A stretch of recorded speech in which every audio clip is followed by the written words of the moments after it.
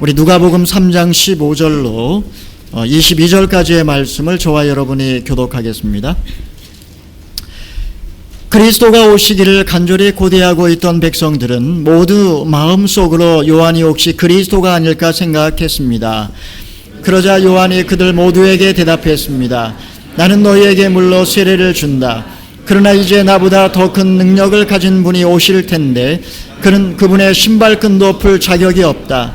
그분은 너희에게 성령과 불로 세례를 주실 것이다. 그분은 손에 키를 들고 타작마당을 깨끗이 치우시며 알곡을 창고에 모아드리고 쭉정이를 꺼지지 않는 불에 태우실 것이다. 그리고 요한은 또 많은 사람 말씀으로 백성들을 권고하고 좋은 소식을 전파했습니다. 그런데 분봉왕 헤롯은 자기 동생의 아내 헤로디아에 관해 또 헤롯 자신이 저지른 악행에 관해 요한이 질책하자 그 모든 것에다 악을 한 가지 더 행했습니다. 요한을 잡아 감옥에 가두었던 것입니다. 모든 백성이 세례받을 때에 예수께서도 세례를 받으셨습니다. 예수께서 기도하시자 하늘이 열리고 함께 읽겠습니다. 성령께서 비둘기 같은 형상으로 그분 위에 내려오셨습니다. 그리고 하늘에서 한 소리가 났습니다. 너는 내 사랑하는 아들이다. 내가 너를 기뻐한다. 아멘. 오래전에 돌아다니던 조크입니다. 어느 정신병원에서 있었던 이야기입니다. 스스로를 예수 그리스도라고 믿는 과대망상증 환자가 있었습니다. 나는 그리스도다. 나는 그리스도다. 그런데 이 병원에 그와 비슷한 증상을 보이는 또 다른 환자가 들어왔습니다. 어느 날 그가 다시 나는 그리스도다라고 외치자 다른 환자가 견딜 수 없다는 듯이 이렇게 외쳤습니다. 조용히 해. 오래 살다 보니 별 미친놈 다 보겠네. 나는 너 같은 아들을 둔 적이 없어. 여러분 누가 더 문제입니까? 여러분 이렇게 그리스도와 자기 자신을 동일시하는 것, 아이덴티피케이션, 이렇게 동일시하는 정신질환을 가리켜 저명한 사회심리학자였던 밀턴 로키치는 메시아 콤플렉스다 이렇게 명명을 하였습니다. 메시아 콤플렉스에 빠진 정상적인 사람들이 의외로 많이 있습니다. 그들은 대개 자신이 하나님의 계시를 받아 시대적인 소명을 띠고 온 것처럼 그는 영웅으로 세상에 나타납니다. 또한 그를 떠받드는 수많은 무리들 역시 그를 세상의 구세주로 여기면서 열광적으로 그리고 거의 무비판적으로 그를 추종하는 그런 경향이 있습니다. 둘 다 사실은 메시아 컴플렉스에 빠져있는 사람들의 모습이라고 이야기를 할 수 있습니다. 여러분 이것이 단지 그들만의 문제일까요? 사실 인류의 역사를 보게 되면 사탄이 첫사람 아담과 이브에게 다가와 유혹했던 대목이 바로 이것이었습니다. 너희가 이것을 먹는 날에는 하나님처럼 될 것이다. 여러분 이것이 사탄이 인간을 유혹한 미끼였습니다. 그렇기 때문에 타락한 인간의 마음속에 그 무의식 속에 자리 잡고 있는 것은 사실은 누구나 다 하나님의 자리에 앉고자 하는 그 원초적인 본능, 바로 그 첫 자리에 앉기를 원하는 인간의 본능이 누구나 다 자리를 잡고 있다라는 말씀입니다. 오늘 본문 말씀에 등장하는 세 사람, 그들은 각각 이 메시아 콤플렉스와 관련되어 있는 그런 사람이라고 해석해 볼 수 있습니다. 첫째는 세례 요한이요, 또 한 사람은 헤롯 왕이요, 마지막은 예수 그리스도입니다. 세례 요한은 당시 백성들로부터 혹시 메시아가 아닐까 하는 그런 기대를 한몸에 받고 있던 그런 선지자였습니다. 헤롯은 하나님을 두려워하지 아니하고 천하의 권세를 쥐고 호령하고 있던 당대 최고의 권력가였습니다. 그리고 마지막으로 예수님은 이제 공생애를 시작하는 이름 없는 젊은 목수에 불과했습니다. 그런데 이 세 사람은 메시아 콤플렉스라고 하는 관점에서 볼 때에 눈에 보이지 아니한 어떤 긴장관계를 보여주고 있습니다. 우리는 본문 말씀을 통해서 인간이 마땅히 어떻게 살아야 되는지 인간의 도리와 그리고 하나님이 세상을 구원하는 방법이 무엇인지에 관해서 함께 생각을 해보려고 합니다. 첫 번째로 세례 요한입니다. 우리 15절에서 17절까지의 말씀을 같이 한번 읽어보겠습니다. 15절에서 17절입니다. 시작. 그리스도가 오시기를 간절히 고대하고 있던 백성들은 모두 마음속으로 요한이 혹시 그리스도가 아닐까 생각했습니다. 그러자 요한이 그들 모두에게 대답했습니다. 나는 너희에게 물로 세례를 준다. 그러나 이제 나보다 더 큰 능력을 가진 분이 오실 텐데 나는 그분의 신발끈도 풀 자격이 없다. 그분은 너희에게 성령과 불로 세례를 주실 것이다. 본문에 등장하는 세례 요한은 모든 사람으로부터 메시아라는 기대감을 받고 있었지만 그는 진정 자신이 누구인지 아는 사람이었습니다. 오늘 본문 말씀에 보게 되면 백성들이 모두 다 바로 메시아 그리스도가 오기를 갈망하고 있었다라고 말씀하고 있습니다. 다윗 왕국이 멸망한 지 600년의 세월이 흘렀고 그동안에 외세에 짓밟히면서 살았던 백성들은 당시에 메시아를 갈망하는 것이 거의 절정에 이르렀던 그런 시대였습니다. 그런데 400년 동안의 영적인 침묵을 깨고 나타난 세례 요한, 그 세례 요한을 보니 과연 그들의 기대가 현실이 되는 것이라는 그런 어떤 그런 갈망, 기대감에 대한 그런 현실화를 보고 있었던 것입니다. 성령의 그 놀라운 표적과 기사가 나타났고 강력한 메시지를 통하여 회개하는 그 군인들과 세리들조차 회개하는 놀라운 역사가 있었던 것입니다. 분명히 백성들은 성경에 오시리라고 약속되었던 바로 그 메시아가 바로 저 세례 요한일 것이라고 그들은 믿어 의심치 않았던 것입니다.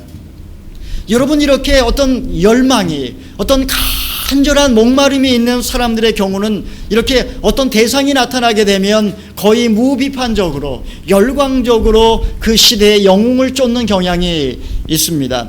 그래서 보통 일반적으로 이단에 빠지는 사람들 보면 비슷한 현상이 나타납니다. 무엇보다도 사랑의 시련을 경험한 사람들을 보면 또 제국주의에 열광하는 어리석은 군중들을 보면 다 사실은 그 마음속에 어떤 열망, 갈증을 느끼고 있는 것을 볼 수 있습니다. 당시 세례 요한을 향한 이 군중들의 갈증, 이것은 너무나 당연한 것이라고 할 수 있습니다. 성경에 보게 되면 한두 사람이 세례 요한을 그리스도라고 생각을 했던 것이 아니라 모두 다 그렇게 여겼다라고 오늘 본문 말씀에는 나와 있습니다. 그렇기 때문에 만약에 세례 요한이 그냥 못 이기는 척, 모르는 척, 침묵만 하더라도 어느 순간에 세례 요한은 저절로 이 메시아의 판결에 오를 수 있는 그런 기회이기도 하였습니다. 그러나 세례 요한의 대답은 무엇이었습니까? 그는 분명하고도 단호하게 나는 메시아가 아니다라고 이야기를 합니다. 아니, 나는 그리스도와 비교조차 할 수 없는 너무나 천한 자라고, 나는 그의 신발끈도 풀 자격조차 없다라고 이야기를 하고 있습니다. 여러분, 우리처럼 평범한 사람들이 들을 때에는 이 세례 요한의 고백이 너무나 당연한 것처럼 여겨지기도 합니다. 하지만 좀 더 깊이 생각해 보면 이것이 결코 쉽지 않은 문제입니다. 왜냐하면 아까 말씀드렸던 것처럼 모든 인간의 마음 속에는 누구나 다 높은 자리에서 인정받고 존중받으며 주인공이 되어서 스포트라이트를 받기를 원하는 그런 본능이 인간 안에 다 자리 잡고 있기 때문입니다. 그런데 만약에 내가 지금 그 주목받고 있는 자리에 앉아 있는데 진짜 주인공이 나타나서 내가 그의 자리를 내어주어야 한다면 인간은 어떤 반응을 보일까요? 대개 다음 세 가지 증상이 나타납니다. 하나는 불안감이요, 둘째는 절망감이요, 셋째는 분노입니다. 나를 잃어버리지 않을까 하는 그런 두려움과, 그리고 내가 하찮은 존재로 여김받을 것 같은 절망감과, 그리고 나의 자리를 빼앗은 바로 그 사람에 대한 분노의 감정이 인간 안에는 일어난다라는 말이죠. 우리는 이스라엘의 역사 속에서 이런 두 사람을 만날 수 있습니다. 한 사람은 사울 왕이요, 또 다른 사람은 헤롯 대왕입니다. 여러분, 이스라엘의 초대왕 사울, 그는 어느 날 자신이 주인공이 아니라는 사실을 깨달았을 때에 견딜 수 없는 감정의 소용돌이에 휘말려 버립니다. 만약에 그가 세례 요한처럼 하나님의 주권적 섭리를 영접하고 그는 흥하여야겠고 나는 쇠하여야 하리라, 만약에 그가 그렇게 고백을 했다면 아마 그는 이스라엘의 초대 왕으로서 역사 속에 아마 훌륭한 왕으로 기록이 되었을 것입니다. 하지만 그는 내가 주인공이 아니라는 사실을 알게 되었을 때에 불타는 질투심으로 다윗을 죽이려고 했고 말년을 마치 미치광이처럼 살다가 비참하게 죽고 말았습니다. 두 번째는 헤롯 대왕입니다. 그는 세상 역사의 관점에서 볼 때 사실 이스라엘의 역사를 빛낸 위대한 정치인이었습니다. 하지만 그는 의심이 많았고 그리고 권력에 대한 광적인 집착이 있었기 때문에 말년에는 이 권좌에서 내려오는 것에 대한 두려움 때문에 잔인한 기질이 절정에 달했고 그야말로 예측할 수 없는 폭군으로 변해서 모두가 그를 싫어했습니다. 결국 그는 70의 나이에 유대인의 왕이 태어났다라고 하는 이야기를 듣고 심기가 불편해지고 자신의 왕권에 대한 도전이라고 생각을 해서 결국은 베들레헴의 2살 미만의 모든 영아들을 학살하는 만행을 저지르고 말았던 것입니다. 여러분, 이렇게 우리처럼 권력을 쥐어본 적이 없는 사람은 느끼지 못하지만 한번 권력의 맛을 본 사람은 결코 내가 주인공이 아니라는 사실을 받아들이기를 힘들어한다라는 것입니다. 그런데 오늘 본문 말씀에 보게 되면 그 많은 군중의 주목을 받았던 세례 요한이 어떻게 내가 그리스도가 아니라고 고백할 수 있었을까요? 참으로 그의 겸손은 어디서 나온 것일까요? 그의 겸손은 사실은 피조물이 조물주를 향한 어떤 겸손이라고 할 수 있습니다. 제가 설교 시간에 몇 번 언급을 했던 것처럼 이 겸손이라는 말은 라틴어 후밀리타스인데 이것은 사실 후무스라고 하는 단어에서 유래한 것입니다. 이 후무스는 먼지요 흙이라는 의미입니다. 그렇기 때문에 진정한 겸손은 타고난 성품도 아니요, 아니면은 내가 이제부터 결심을 하고 겸손하게 살아야 되겠다라고 해서 겸손해지는 것도 아니요, 진짜 겸손은 내가 흙이요, 내가 먼지에 불과한 그런 연약한 피조물이라는 실존적인 자각에서 나오는 고백이라고 할 수 있습니다. 여러분, 인간이 원래 어떤 존재입니까? 인간은 결코 겸손한 존재가 아닙니다. 인간은 하나님과 같이 된다는 그런 욕망을 가지고 선악과를 따먹었기 때문에 인간의 마음속에는 끊임없이 누구나 다 이 주목을 받는 그 중심의 주인공으로 앉기를 원하는 갈망이 다 있습니다. 가정에서는 어떻습니까? 직장에서는 어떻습니까? 교회에서는 어떻습니까? 한 국가에서도 마찬가지입니다.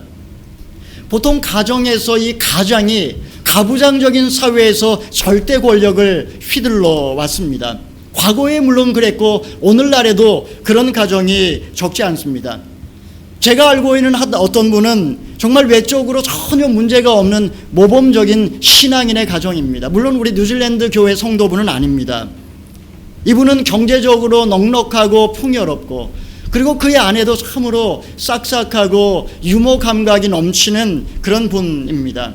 그런데 이 남편 되는 이 형제는 한 번 분노를 터뜨리면 걷잡을 수 없는 분이었습니다. 한순간에 가정을 공포의 도가니로 몰아넣는 그런 분이셨습니다. 그런데 놀랍게도 얼마 전에 SNS를 통해서 자녀들이 할아버지와 또 그 아버지에게 상을 드렸다라는 그런 소식을 듣게 되었습니다. 할아버지가 변화됐구나, 그리고 아버지가 변화됐구나, 그런 생각을 가지고 자세히 읽어보니 자녀들이 할아버지에게 준 상은 분노 대상이요, 아버지에게 드린 상은 분노 금상이었습니다. 여러분, 할아버지나 아버지나 똑같이 이 가부장적인 분위기 속에서 끊임없이 가정에서 독재자로 군림을 했던 것입니다. 일반적으로 대기업을 창업한 분들이나 또 그 창업한 기업을 물려받은 그 재벌 2세들의 경우를 보게 되면 사실 이런 비슷한 양상을 볼 수가 있습니다. 그들은 거의 기업체에서 절대 권력을 휘두릅니다. 여러분, 가톨릭 교회에서 교황에 대하여 무호소를 이야기한 것도 사실은 인간을 하나님으로 만들려고 하는 이 인간 내면 안에 있는 무의식이 그렇게 표현된 거라고 할 수 있습니다. 멀리 가지 않더라도 집단 정신에 사로잡혀서 김정은 같은 그런 허수아비를 우상시하면서 충성을 맹세하는 북한 주민들을 바라볼 때에 이것이 바로 인간의 현실이라는 것을 보여줍니다. 이렇게 가정도, 직장도, 교회도, 그리고 한 국가도 이렇게 모든 구성원들이 이렇게 메시아 콤플렉스에 빠져서 한 사람을 우상시하고 그를 마치 메시아처럼 떠받들 때에 결국은 모든 이들이 수치를 당하고 고통을 당하고 그 결국은 비참한 말로로 끝을 맺습니다. 사랑하는 성도 여러분, 오늘 본문에 나온 이 세례 요한, 그의 고백을 들어보십시오. 오늘 본문에 보게 되면 세례 요한은 그분은 어떠하지만 나는 이러합니다. 이런 말이 계속 반복되어져 나오고 있습니다. 나는 부족하지만 그분은 충만하십니다. 나는 연약하지만 그분은 강하십니다. 나는 가난하지만 그분은 부요하십니다. 나는 무능하지만 그분은 전능하십니다. 여러분, 바로 이것이야말로 이것이 나에 대한 비하가 아니라 사실은 진정한 아름다운 완벽한 신앙의 고백인 줄 믿으시기를 바랍니다. 여러분, 내 인생의 주도권을 예수 그리스도께 내어드리셨습니까? 자녀도 내 것이 아닙니다. 직장도 사실 내 것이 아닙니다. 교회도 내 것이 아니고 모든 것은 처음부터 내 것인 것은 존재하지 않았습니다. 다만 나는 성직이로서 내가 살아가고 있는 이 삶의 자리에서 최선을 다하고 겸손하게, 나는 그분의 신들매조차 풀 자격조차 없습니다. 이런 겸손함으로 다만 주의 길을 예비한 세례 요한, 바로 이것이 인간의 도리인 줄 믿으시기를 바랍니다. 두 번째로 헤롯 왕입니다. 우리 18절에서 20절까지의 말씀을 함께 읽어보겠습니다. 시작. 그리고 요한은 또 다른 많은 말씀으로 백성들을 권고하고 좋은 소식을 전파했습니다. 그런데 분봉왕 헤롯은 자기 동생의 아내 헤로디아에 관해 또 헤롯 자신이 저지른 악행에 관해 질책하자 그 모든 것에다 악을 한 가지 더 행했습니다. 요한을 잡아 감옥에 가두었던 것입니다. 본문에 등장하는 헤롯은 영아살해를 명했던 헤롯 대왕과는 좀 다른 사람입니다. 헤롯 대왕은 원래 에돔 사람이었습니다.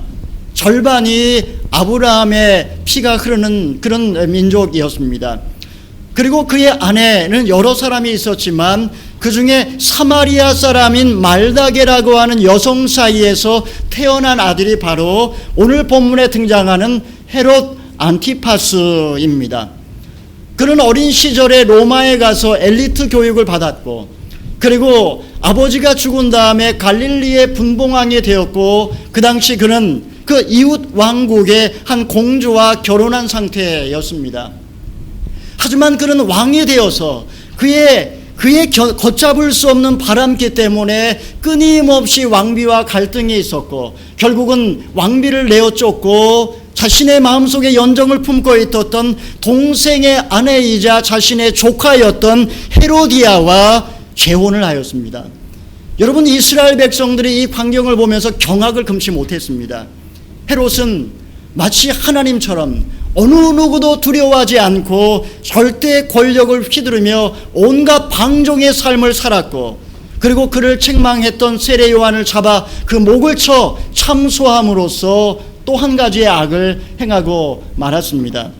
여러분, 이렇게 세상 속에 의롭게 살았던 세례 요한, 그야말로 광야에 외치는 자의 소리처럼 살았던 그 세례 요한은 바로 이 헤롯 한 사람에 의하여 처참하게 그 꽃이 짓밟히고 처참하게 인생을 마치고 말았던 것입니다. 여러분, 우리는 이런 세상 속에 악인들이 흥하고, 그리고 의인들이 고통당하는 세상 속에 끊임없이 질문합니다. 왜입니까? 바로 이것이 신종론에 관한 질문입니다. 왜 의인이 고난을 받아야 합니까? 여러분, 이런 딜레마를 해결하지 못해서 하나님의 존재를 거부하는 사람도 있고, 또 세상에서 의롭게 살아가는 것은 사실 종교적 순진함이다 라고 생각을 하고 적당히 세상과 타협하며 사는 신앙인들도 없지 않습니다. 여러분, 우리가 세상의 역사를 어떻게 봐야 할까요? 2000년 전과 지금의 세상이 많이 달라졌을까요? 여러분, 그렇지 않습니다. 세상이 이야기하는 역사관이 있습니다. 그것은 예수님이 가르쳐 주셨던 알곡과 가라지의 비유처럼 세상이 역사 종말의 때가 가까워오면 가까워올수록 이 세상의 역사 속에 악인들은 점점 더 악해지고 선인들은 점점 더 선해지는 것, 그래서 알곡과 가라지가 분명하게 나뉘어질 때에 마지막 종말의 때가 오는 줄 믿으시기를 바랍니다. 여러분, 이런 세상 속에 의인은 끊임없이 고민하며 갈등하며 고통당할 수밖에 없습니다. 우리가 어떻게 살아야 할까요? 이런 세상 속에 제자들을 남겨놓고 떠나실 때에 예수님께서 하신 말씀이 무엇입니까? 너희가 세상에서 환난을 당하나 담대하라, 내가 세상을 이겼노라. 여러분, 연어가 이 거센 물살을 거슬러 올라가는 것처럼 신앙인들이 약한 세상의 풍조를 쫓아 살지 아니하고 이렇게 거슬러 올라가는 삶을 살려고 할 때 반드시 그 삶에는 영적인 전쟁이 시작이 됩니다. 이때 좌절하거나 절망하거나 포기하거나 낙심하지 마십시오. 의인이 고난을 받는 것은 당연한 것입니다. 예수님은 우리에게 고난이 없을 것이라고 결코 말씀하신 적이 없습니다. 오히려 믿음으로 살 때에, 의롭게 살 때에 고난이 있기 마련입니다. 고난이 있을지라도 주님은 담대하라고 말씀하십니다. 왜냐하면 최후의 승리가 약속되어 있기 때문입니다. 악인들은 겉으로 볼 때 형통하고 잘 먹고 잘 사는 것처럼 보이고 그 자녀들도 형통하고 나날이 재산은 불어나고 그리고 그들은 장수하는 모습도 보기도 합니다. 그러나 여러분, 절대 권력은 절대 타락하고 그 모든 권력은 하나님이 심판하는 줄 믿으시기를 바랍니다. 공의로우신 하나님, 그리고 역사를 심판하시는 하나님은 역사의 마지막 날 하나님 앞에 의롭게 살았던 자의 모든 눈에서 눈물을 닦아주시고 그리고 상급을 주실 줄 믿으시기를 바랍니다. 세 번째로 예수님입니다. 예수님은 어떤 삶을 사셨을까요? 우리 21절에서 22절의 말씀을 읽어보겠습니다. 시작. 모든 백성이 세례를 받을 때에 예수께서도 세례를 받으셨습니다. 예수께서 기도하시자 하늘이 열리고 성령께서 비둘기 같은 형상으로 그분 위에 내려오셨습니다. 그리고 하늘에서 한 소리가 났습니다. 너는 내 사랑하는 아들이다. 내가 너를 기뻐하여. 여러분, 예수님께서 세례 받으시는 장면, 이 장면에서 나와 있진 않지만 다른 복음서를 보게 되면 세례 요한에게 나올 때 세례 요한이 두렵고 떨림으로 이렇게 말합니다. 내가 당신에게 세례를 받아야 할 터인데 어찌 나에게 나오십니까? 하지만 예수님께서는 이렇게 말씀하십니다. 내가 일을 행하여 하나님의 의를 이루라. 여러분, 이것이 무슨 말일까요? 세례는 누가 받는 것일까요? 세례는 죄 씻음을 상징하는 의식으로서 죄인들이 받는 것입니다. 자신의 죄를 토해내고 이제는 하나님 앞에 새로운 인간으로 살기를 결단하는 예식이 세례입니다.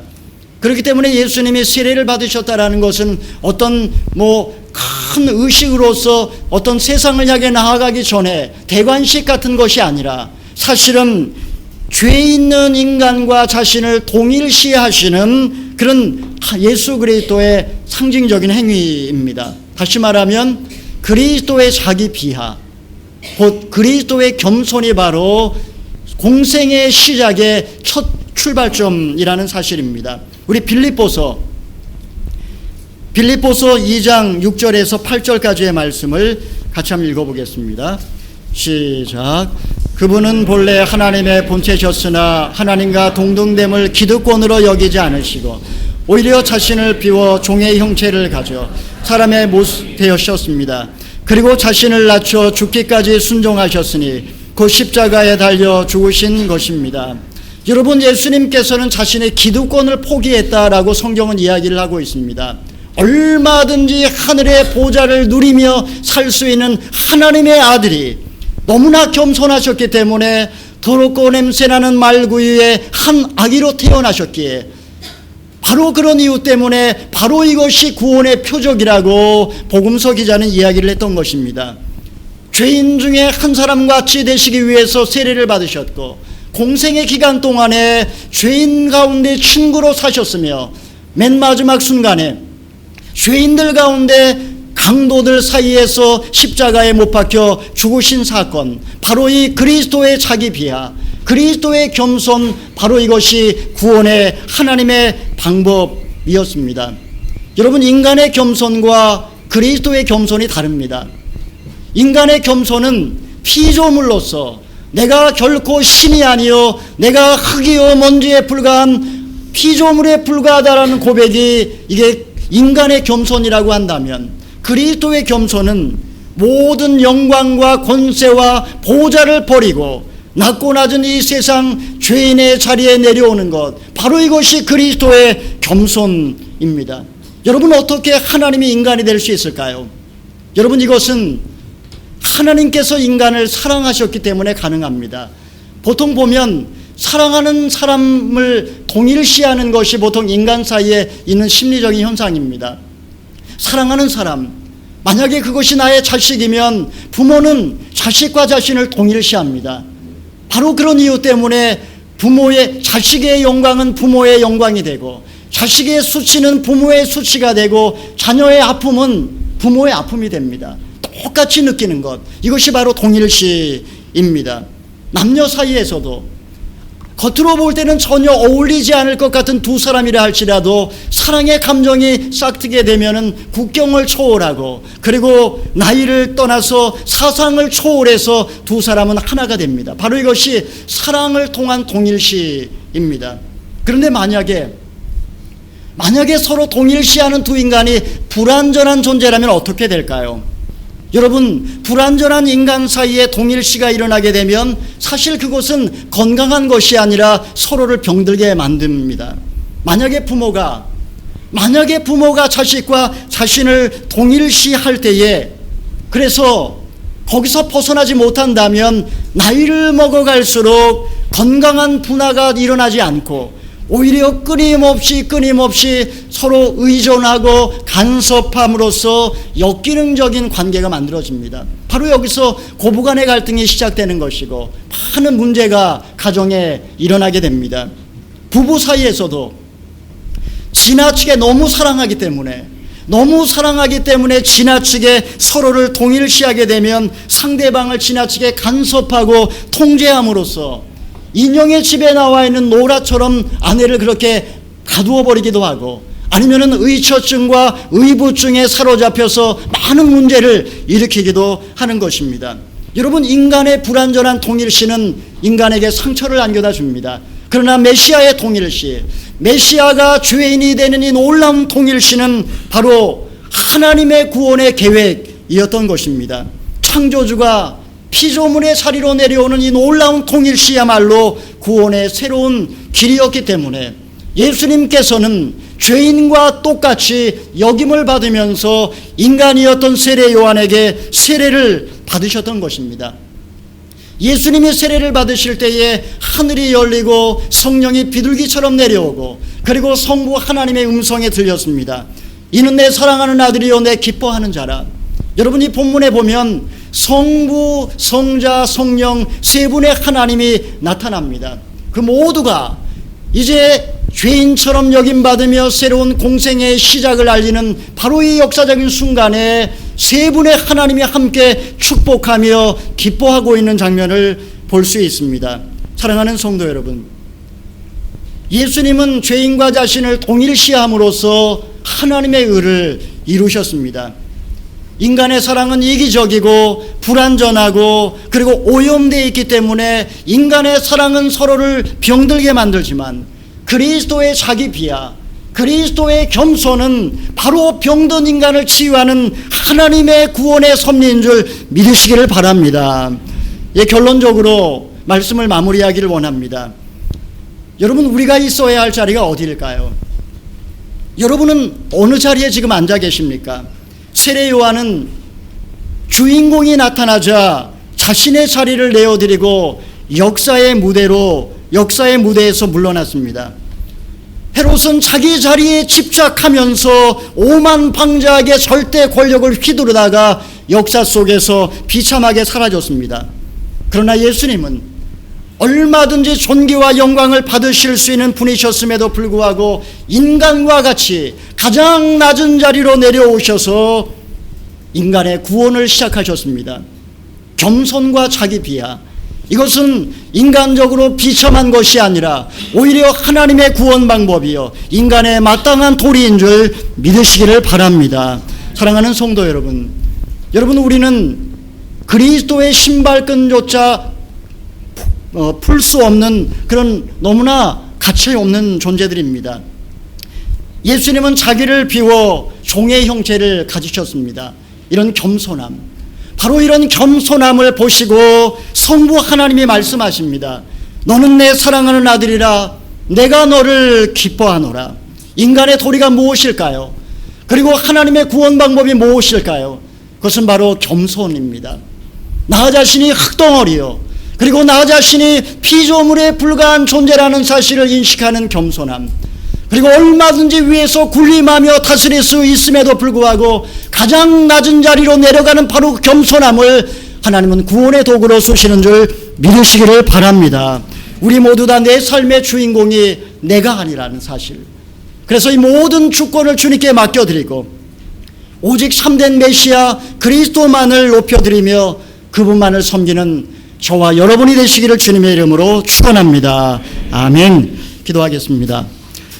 사랑의 하나님 아버지, 인간의 마땅한 도리가 겸손이요 하나님의 구원, 유일한 하나님의 구원의 방법은 메시아의 자기 비하 겸손이었던 것을 배웁니다.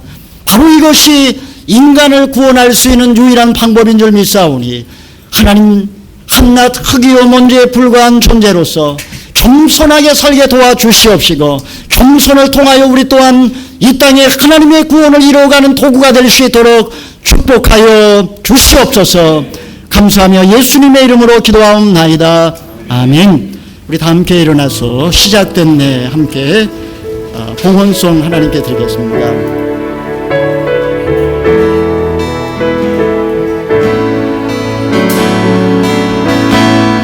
시작된 내 우리 주님의 능력이